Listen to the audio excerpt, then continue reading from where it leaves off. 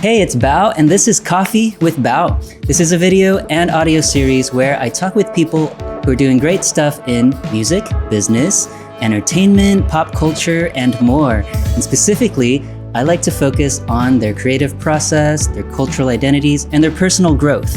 And this is episode 9 or 10 or something? So I'm still learning, and if you have feedback for me, hit me up at coffeewithbao.com. That being said, let's go meet our guest.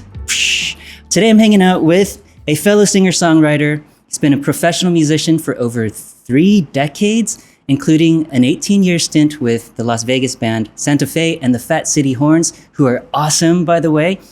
Recently, you could have seen him singing as the golfer on a Fox TV show called I Can See Your Voice. He's got an incredible new album called Comfortable Shoes, and he is my friend and fellow 2020 debut solo artist, Jamie Hosmer. Woo! What's up, BAO? Thanks for having me. Straight from Las Vegas. How are you? I'm doing good. I'm really happy that you reached out. I'm really excited to be on your Coffee with BAO. I got my mug, right? Cheers, Happy brother. holidays. Thank you. I'm such a huge fan, and I'm super honored you are spending time with me to share your story, but also like whatever insights you have for folks like me who are big fans of yours and want to have an equally productive, long career like yours. So we're here. Well, that's I'm very stoked. nice. Very nice. I'm a fan of yours too. You're an incredibly creative person. You're one of those people that you just go, I'm going to figure out how to do that, and then you do it. I totally am. First of all, I want to shout out to Noah Kagan, because on Noah's variety YouTube show is where I was introduced to Jamie Hosmer, and I was like, Right. holy smokes, this guy is so talented. He sounds amazing. He can just play whatever he thinks. And I was just like hooked on your stuff. I went and learned about everything about you. And so that's you, Jamie Hosmer, right here. Thank you, BAO. And yeah, thanks, Noah, for connecting us. That's cool. You've been in Vegas since like 2000 or something. And that's a really diverse and long career that I want to talk about a little later. I know that you like grew up in like the New England area, and I was wondering if you can talk a little bit about your family history in the New Massachusetts, is it? Yeah, Massachusetts, born and raised, and most of my family is still in the New England area. You know, we have a kind of an interesting line because we're direct descendants of a fellow by the name of Abner Hosmer.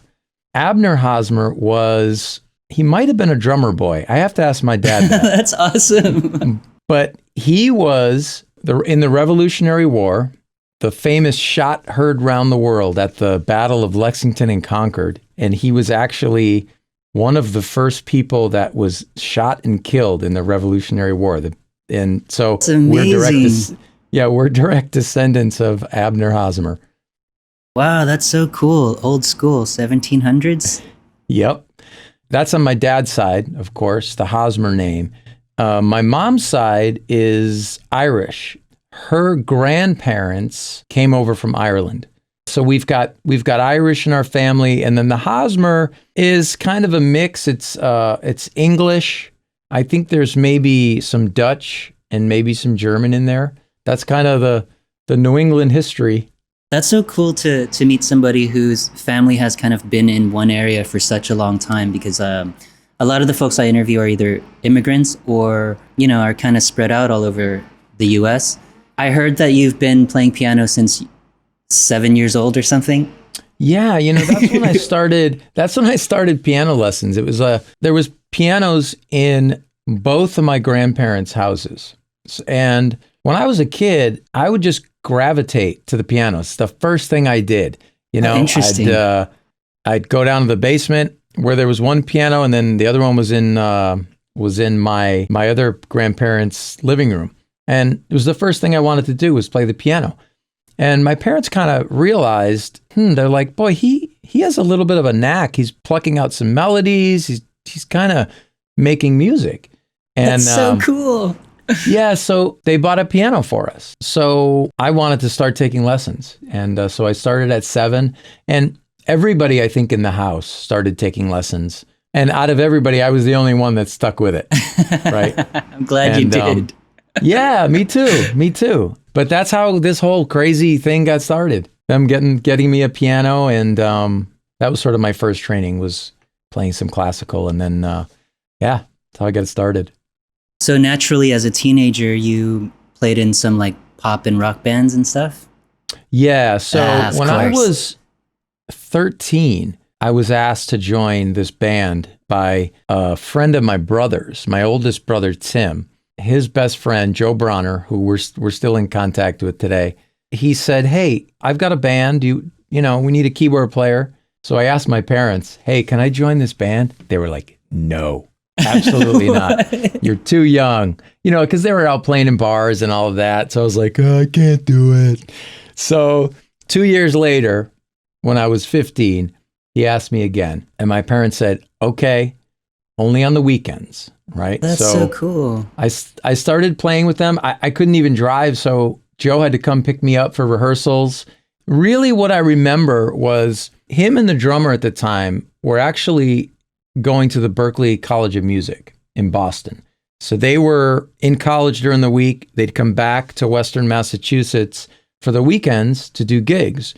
So he'd come and pick me up, and he would play me. He'd pop a cassette into the car, and he'd go, "Hey, check this out. This is Chick Corea. This is Jeff Berlin. This is Joe Zawinul. This is Herbie Hancock." And he introduced me to all of these, jazz musicians, all these people that I'd never heard about. And he started talking to me about music theory. And so I learned a lot from that first band. And it was a great experience, So we started playing on the weekends. And then those guys graduated from college, and they wanted to start going full time. I'm still at that point, I'm like a junior in high school. Yeah. My parents were like, "Man, you got to keep your grades up." So I barely squeaked by high school, like barely. But I did. And, really right out of high school, it was like, hit the road, boom. I was really contemplating trying to get into Berklee and actually studying. It was either that or just go on the road, and I just hit the road. So that's the crazy part, because it launched your career, and you've basically been doing almost the same thing since then for like 30 years, right? Yeah, it is kind of interesting. When I think back on that, I think I was just destined to go on that path, because I don't know, my life could have ended up drastically different if I had gone to music school. I mean, you never really know how things are going to turn out. You learn so many things just kind of getting thrown into the fire, right? And you learn so many things by doing. Just go and do it. And thankfully, we started out, we're playing local clubs, and then we were playing real smaller regional things. And then that sort of gradually built into more of a like hotel circuit, where we were playing these sort of dance clubs, and it was much more organized, where we're all dressing alike and really being a unit, right? So things kind of gradually kind of built in that direction. But so many things I look back on now that I didn't realize the education that I was actually getting.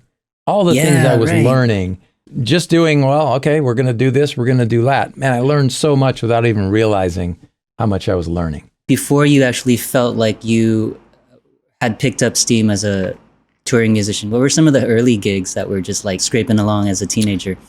So, some of the early gigs were local. In my hometown of Springfield, Massachusetts, we had a lot of clubs there.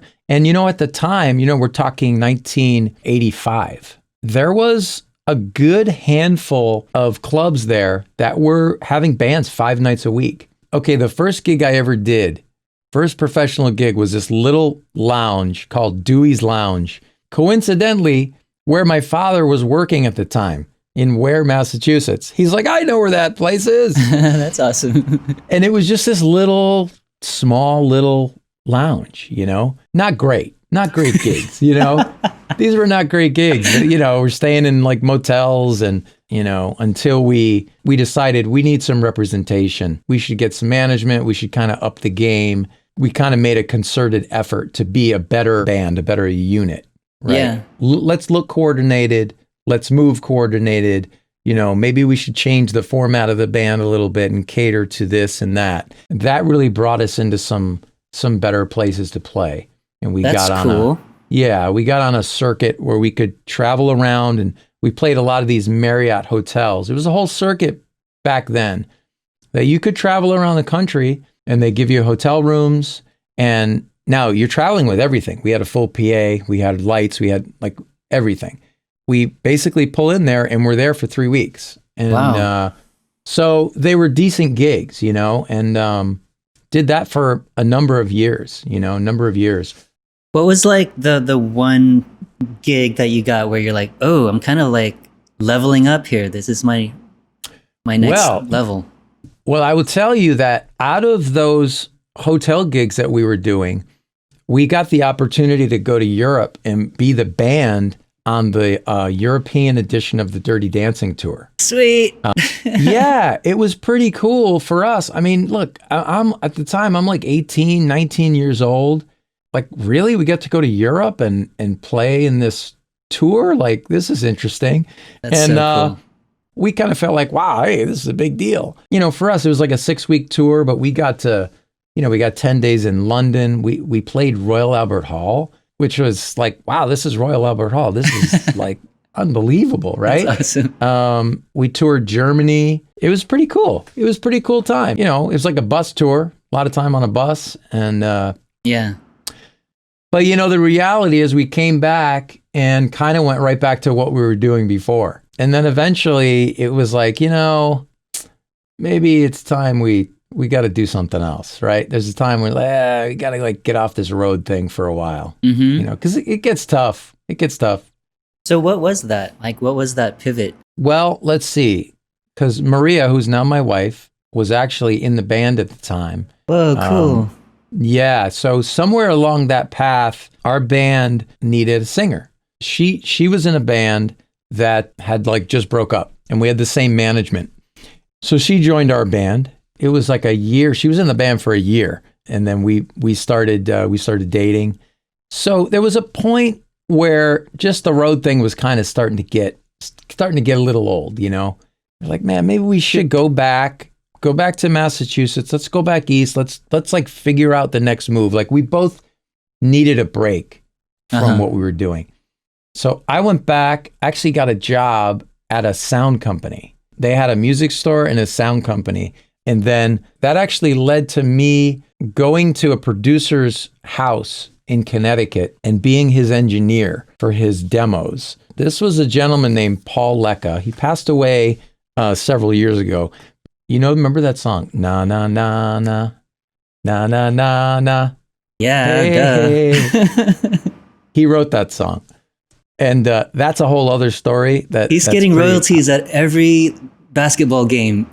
Yeah, exactly. He wrote that song. He wrote another song called Green Tambourine. That was the number one song in like 1969. And he discovered REO Speedwagon. So I went to his house and I worked for him for a little while as an audio engineer, which was a cool experience. But there was a point where I realized, okay, this is not really what I want to do. I'm a performer. So we decided, let's get back out performing.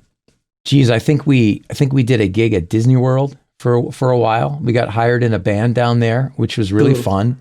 It was actually after that whole gig that we started going, you know what? We should move to Vegas.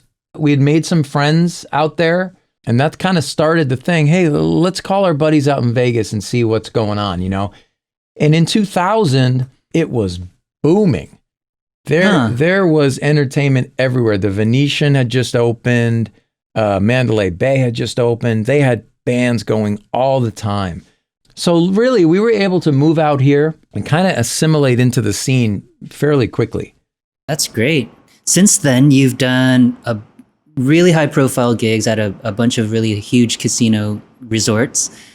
You had the 80s rock tour. Was that the one that was through Europe? The 80s rock tour, no, is a more recent thing. So the 80s rock tour, I got a call from John Payne one day. John Payne sang in the band Asia for many, many years. He replaced the original lead singer when he had some health issues. And John Payne was in the band for like 15 years.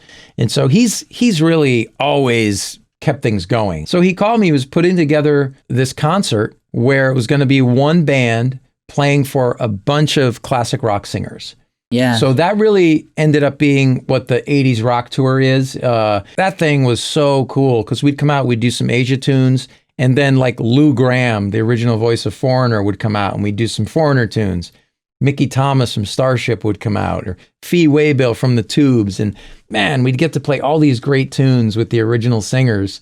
So it's a blast. That's so cool. Yeah, that's huge. I wanted to call that out because there's a little bit in your album of some of those really great classic artists. Yeah. Oh, yeah. So, yeah, that's cool. And then you did a pretty long-term project with Michael Kavanagh, who was at your album release, which is super cool.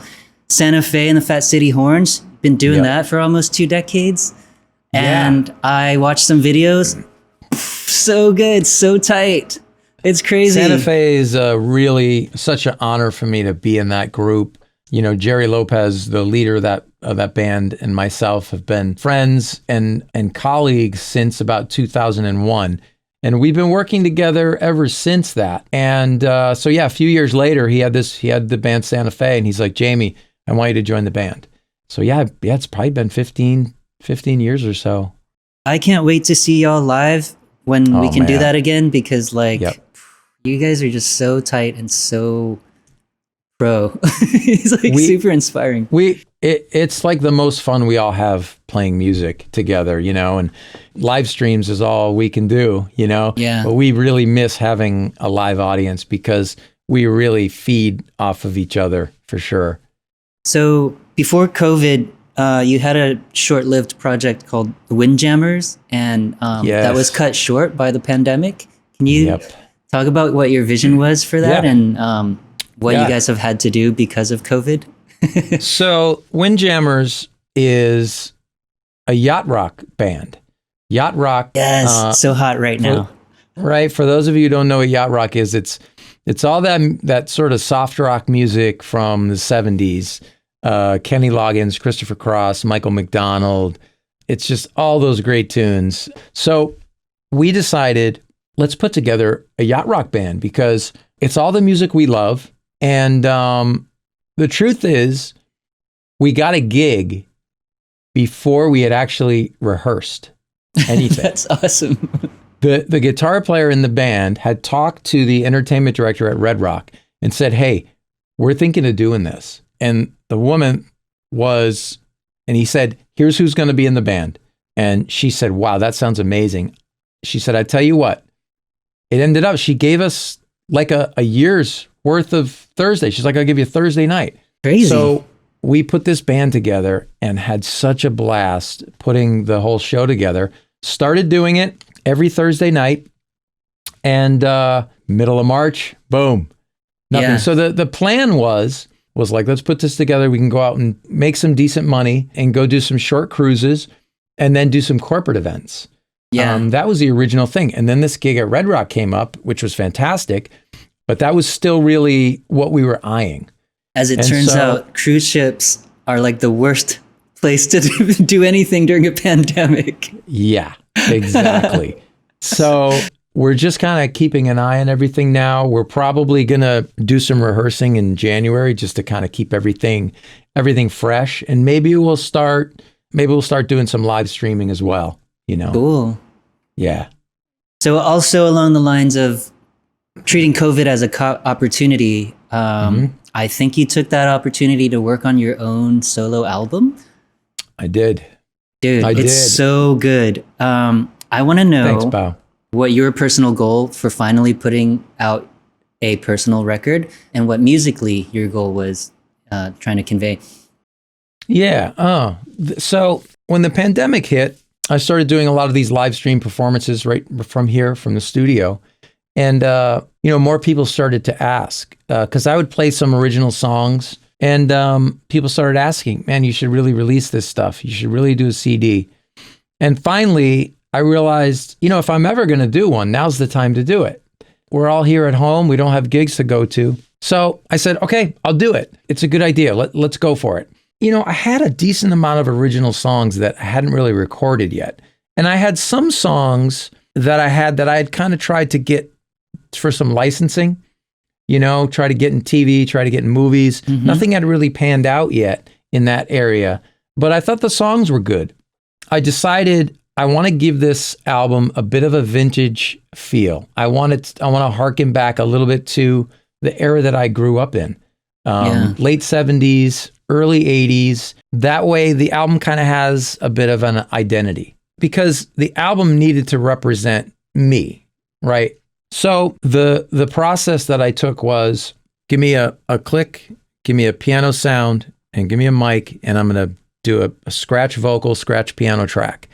And I did that for any of the songs that I didn't already have, the other ones I started from scratch. And once I felt like, the tempo was good, I've got a good workable vocal, scratch vocal, and a piano track, then I just started building everything from there. Started reaching out to some buddies. Hey, I need some guitar on this. I'd love some horns on this. Could you do a horn arrangement? And I did go into the studio for that one song that has a real string quartet on it. Wow, cool. But everything else was basically done here and remotely with some other people. So, I'd say my goal with the album was, I figure if I could sell 500 CDs, that'd be good. And then I'll put it out for streaming on Spotify, and I'll do that. And I'll, the other thing I started to do was learn, let me get a course on how this Facebook ad thing works, how do you really market yourself on Facebook the right way? That whole process has kind of been ongoing. So that's kind of how this whole thing started, Super cool. And it's allowed you to kind of grow your skill sets a little bit more during this time. So I'm going to show an image of your album cover. Cool. Jamie Hosmer's album, Comfortable Shoes, is awesome. Y'all should listen to it. It's got some late 70s, early 80s vibes for sure, taken from songs that Jamie's, been influenced by throughout his life and career. The guest musicians and the horns are like mind-blowing. Again, Jamie hangs out with like top-tier folks. So what I love is Jamie's voice is perfect. It's like the best parts of Hall & Oates, Daryl Hall, Peter Cetera from Chicago. And, at the most soulful points, it's got some like young Jackson Browne in it, which I'm like, damn, Jamie, what's up? Wow. You can find Jamie and probably get a signed copy of his CD at jamiehosmer.com. That's JAMIEHOSMER.com. Dude, your album's so good. Thank you, BAO. I appreciate that. That means a lot coming from you. I really, as a fellow songwriter, you know how it is when you've created something and then it comes time to put it out. There's always, for me, like when I was finally finished with this, I was like, oh, now I got to release it to the world, right? And there's like this apprehension, are people going to like it? What is it, right? It's like a weird thing. Yeah, absolutely. I feel you. The way that you describe your goal musically for it really comes through in that, I listen to it and I'm like, I know this is a new record, but it really has the vibe of some of this era that is magical to a lot of people. Track 1 definitely has some Christopher Cross vibes in there. A lot of the vocals have a Hall & Oates vibe I'm super into. Yep. Yeah, and I definitely, Steely Dan is one of my favorite all-time bands. The title track, I definitely kind of wanted to harken back to that as well. So super cool. Yeah, I mean, you just named some of my favorite singers of all time: Daryl Hall and Christopher Cross and Jackson Browne. Yeah, that's the soundtrack of my childhood right there. That's so cool because I didn't find Jackson Browne anywhere when I was reading up on you and your career or anything. I just felt like it's got some Jackson Browne vibes, and that was my original interpretation of your sound. And wow, that's cool. It's pretty cool that it was something that you were influenced by. Absolutely. And it's funny, Christopher Cross sat in with Santa Fe and the Fat City Horns. He did a night with us where he came up and did like 4 or 5 of his tunes. So cool. That for us, it was all amazing because that's the stuff we grew up with. Yeah, that must feel really good. I'm curious if you had been writing original stuff like the whole time since your early days. I've always written, In my younger days, I would say I probably didn't write enough back then, but I've always written songs, throughout the last maybe 5 or 6 years. Some of the songs on the album kind of took shape. Some of them were very different when I wrote them. There's a song on there called This Love Is Like Water. And I wrote that song and recorded it in a very different way the first time. It was more heavy, almost like an Imagine Dragons kind of thing. But I always liked it. I always thought it was a pretty good song. So when it came time to do it on the record, I was like, no, I got to do this. I got to do this old school acoustic guitar, just kind of dry drum sound. And then, Michael Kavanagh did the great electric guitars on there. So thankfully I had the songs, I'm like, all right, I've got this song, that song, I could put this one on. And then I did the one cover, the Time After Time. It's one of my all-time favorites. Yeah, it's super good. I had the same experience in that a lot of the songs already existed on my record. And I had to kind of redo them in a style where it was cohesive and sounded like my current state of being, Right. So I totally feel you. Because that's an interesting thing with, I like so many different styles of music, and it's hard to sort of narrow it down to like, well, I'm just going to do this. Yeah, it's a decision that you have to make, right? That I'm going to do this album, it's going to be this style. I mean, you could have like 5 or 6 different styles, but it would be tough for the person listening to the whole album. Yeah, I agree. So cool. The album's really great. It gave you a chance, though, to kind of, like I said earlier, expand your skill sets during this time, since you're not playing live on stage in front of people anymore. Yeah. And you've been going on like this live streaming rampage, which I'm like extremely impressed by not only the quality of the performance, but like the production value and stuff. And, for somebody who's been in the industry kind of doing the same thing for 30 years, to then go and grow more in this direction is like super impressive. And Thanks, pal. I just want to give you props for that. Yeah, I appreciate that. There's a couple of reasons. One was that I really felt people needed some music. People needed to be entertained, right? People needed something instead of watching TV or whatever. People needed some kind of interaction with other people. Yeah. Number 2, I realized if this thing stretches on, like I need to sing, I need to play, I need to keep my voice in shape.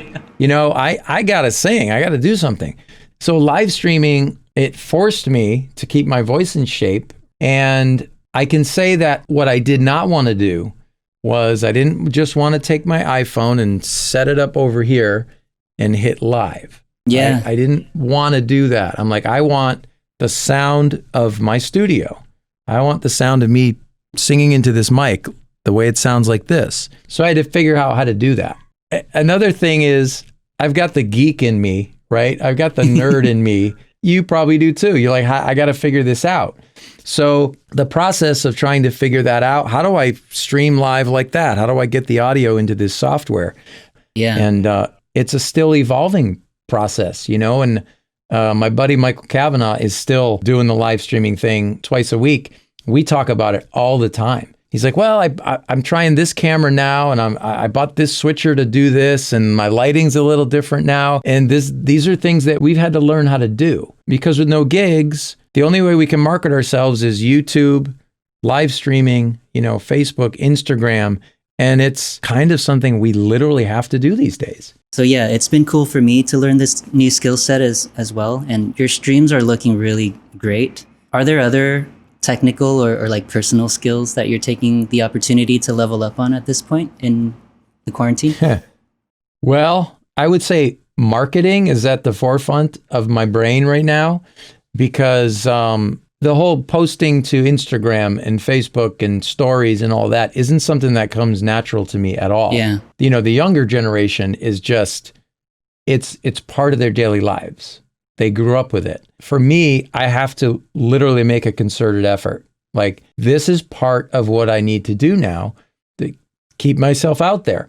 So that's something that I'm continually learning. I mentioned the Facebook marketing. I took an online course that really was very in-depth. So I'm continuing to try to integrate that, as well as writing more songs, right? I mean, let's not forget that at the end of the day, music is what we do, and we've got to keep the actual songs and musical content moving forward. Yeah, juggling all that has been tricky but fun for me as well. Right. It's a tough balancing act to kind of figure out, you know. It's like, wait a minute, I thought we wanted to be musicians and singers, and now we kind of have to be marketers too. Yeah, totally.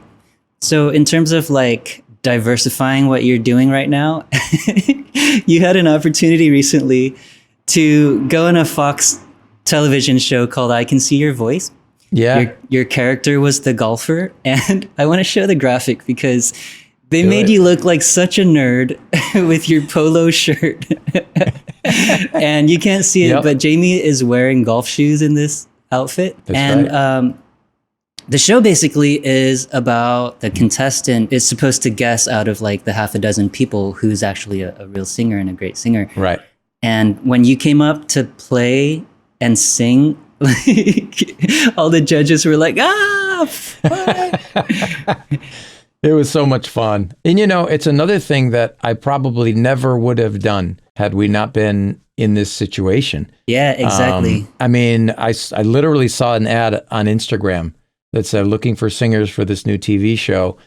And I figured, well, geez, I don't have anything to lose. I should submit for that. Yes. The next thing I know, I'm getting a call and, you know, I'm in LA doing this thing. So it was, for me, it was one of the positive things, you know, that has come out of this whole thing. And what's funny is they made you even look like not, you know, a music guy, but you've told me a story as previously about just touring with the rest of the band and never coming off as the music guy. Oh, yeah. I mean, I pretty much have a pretty regular look, right? Whereas, you know, there's a lot of musicians that walk around in their everyday lives and you go, that guy's a musician, right? Or that guy's, if I'm on the road with one of the various, you know, bands that I'm with and we're at an airport, you know, the drummer standing over there, somebody goes, you're in a band, aren't you? You know, and the guitar player, are you the guitar player? You guys are in a band, right? And they start chatting or whatever. And I could be standing right here and the conversation comes around to me. Oh, you're in the band too? You know, it's always like that, right? Because I'm just, you know, I'm dressed like this or I'm dressed normal. So when the show thing happened, I was like, yeah, they're not going to see me as a singer. You know, I mean, I was not surprised at all that I was the first one that they guessed. He's not a singer. Golfer can't sing, you know. That's really great. And, you know, that saying about you miss 100% of the shots you don't take. And, you know, this story of you kind of just replying to that Instagram ad is definitely one of those anecdotes, right? Where, you know, it's true. It's true. All right, I'll tell you one other story that's kind of like that, to be honest with you, to this day, I still am surprised I said yes to. yes. I was sitting right here. I think I was working on some music for something, and the phone rang. It was a friend of mine. It was Joey Finger, who was a drummer for at the time Donnie and Marie, the show here at the Flamingo. He says, Jamie, it's Joey. He says, listen, Donnie is out. He got injured or something. He's out for the next couple of weeks. Why don't you come down to the show tonight and sing a few songs with Marie? Whoa. And I'm like, wait, tonight? Right now? Tonight, the top spot. What am I going to sing? He's like, look, they need somebody to sing. Just put your suit on, get in the car. They're going to start sending you the songs. Come on, what do you think? And I'm thinking, wait a minute, this could go horribly wrong, right? Or it could be great, right? Yeah. It could be great. So for some reason, I was like, okay, I'm on my way, right? So I like get my suit on. I'm like, Maria, I'm heading down to sing some songs with Marie Osmond tonight. She's like, what? I'm That's like, I gotta go. So I'm driving and I'm calling Joey. I'm like, Joey, I got nothing. No one's sending me anything. So I get there, you know, I go and I meet Marie, and Marie's like, okay, so did you get the music yet? I'm like, no, I have no idea what I'm singing. She's like, come on, guys. She's yelling at people. And finally I get these songs. I had to learn like 3 tunes right there. She's like, come out, you can have the lyrics and blah, blah, blah, blah, blah.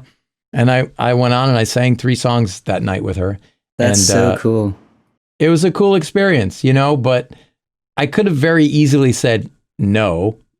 There's no way I'm coming down right now. But it ended up being a cool experience.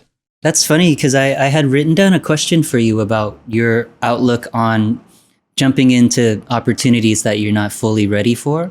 Yeah, that's a great question because it's kind of multifaceted because you could fall flat on your face. It's possible, right? Mhm.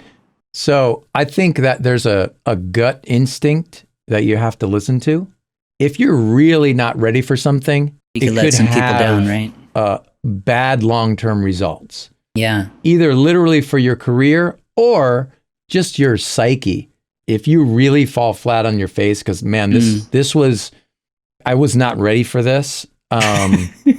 This thing was just out of my league. I wasn't or maybe I just wasn't prepared, right? But a lot of these things like this, you don't really know what you're getting yourself into sometimes. Your gut sometimes is a good gauge. And I know it's easy to say, no, I'm not ready for that. Nope, nope, nope. When, maybe you are. Maybe you should take a chance. I mean, that's what my song Comfortable Shoes is kind of all about. It's about taking chances, but it's a fine line, I think. I heard on a different podcast that you were on that during this time, something that's helped you is some royalties that you've earned from doing a bunch of infomercial music. And I've been hanging out with a lot of young musicians recently in the Asian American community. And I've been talking about diversifying your work, but also like remember that royalties keep coming after the streams or after the concerts are over. And I wanted to ask you about like that side hustle and whether or not that was something you deliberately thought about as an ongoing source of income. It was something that totally kind of fell in our laps. So Jerry Lopez, the band leader, Santa Fe and the Fat City Horns, he was on tour with Ricky Martin back in his La Vida Loca tour. Through that experience, he met somebody, and it led to us starting to compose this custom music for infomercials. It's probably been, 10, 15 years that we've started doing it. It's been an amazing thing for us because we get paid royalties. So every 6 months, we get paid from all of the infomercials that have played that we've worked on. So yeah, I mean, thanks to that, it's kind of kept me afloat. I definitely would have had to figure something else out if I didn't have that coming in. So I think it is important to diversify. And the other thing is doing that infomercial projects, doing all these projects, it's what really taught me how to mix records. So I consider myself incredibly fortunate to have that opportunity to learn. So I literally got to the point where I'm like, well, I'm going to mix my own record, where I would have never been able to say that probably even 5 years ago, definitely not 10 years ago. Yeah, that's so cool, man. Aside from being like personable and extremely talented, I think that diversification of your skill set and your revenue streams has been, key to your success and your longevity throughout 30-something years. I want to kind of wrap the conversation to see if you have any advice for like young musicians and young professionals like myself. Well, I don't know how young I am, but younger. I think you're younger professionals than me. who strive to have longevity in the industry and kind of diversify. Like, can you give advice about diversification? There's so many facets to the music business, and I think it's up to each individual to decide what they want to do. I'm not a superstar, so I can't give you advice on how to become a superstar, right? Yeah. But what I can say is, what I have done is I've forged a career in music. I've been doing it my entire life. So I will say the key to my success in that regard is A, be open to new opportunities, be ready, and also try to do more than one thing. So for me, being able to do a lot of different things, I can play some guitar, I play keys, I sing, and then now you can engineer and mix as well. And right, and I can engineer and mix as well, which is another whole skill set, right? Yeah, totally. And the other thing that a lot of times people don't think about is be easy to get along with, be a nice person. That's so good. Do you know what I mean? And do more than what's expected of you. Those are the basic things that if you got hired to do any other job, whatever it is, you've got to show up on time, you've got to do your job, and you've got to be nice, and you got to be easy to get along with. Yes, those things. Awesome. I cannot exaggerate how far those things alone go in getting gigs after gigs. Can we summarize that into the term professionalism. Is that the right word for it?